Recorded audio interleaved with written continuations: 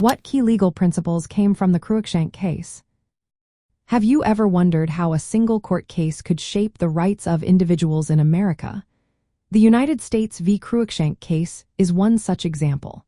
This landmark ruling established key legal principles that influenced the political landscape after the American Civil War. Let's break down what these principles are and why they matter.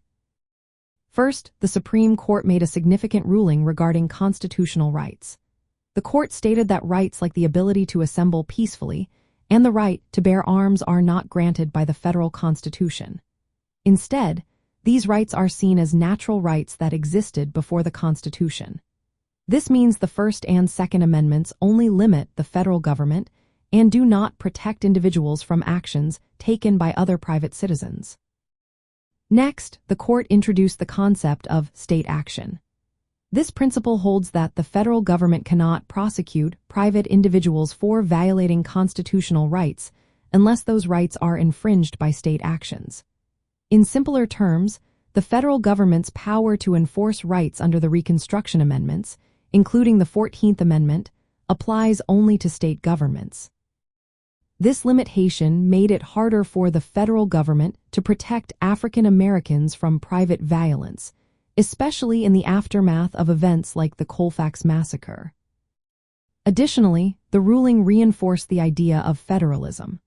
The court confirmed that powers not specifically granted to the federal government by the Constitution remains with the states or the people.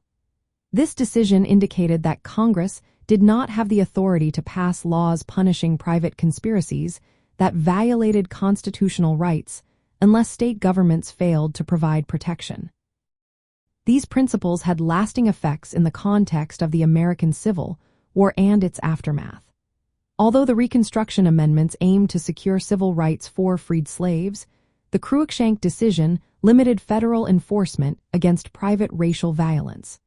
This left many African Americans vulnerable to acts of intimidation and violence in southern states. In summary, the key legal principles from United States v. Cruikshank include the understanding that constitutional rights protect against government infringement, not private actions. The federal government's enforcement power applies only to state actions, not private conduct. Lastly, powers not granted to the federal government remains with the states or the people. These principles shape the legal landscape for civil rights and influence the course of Reconstruction in America.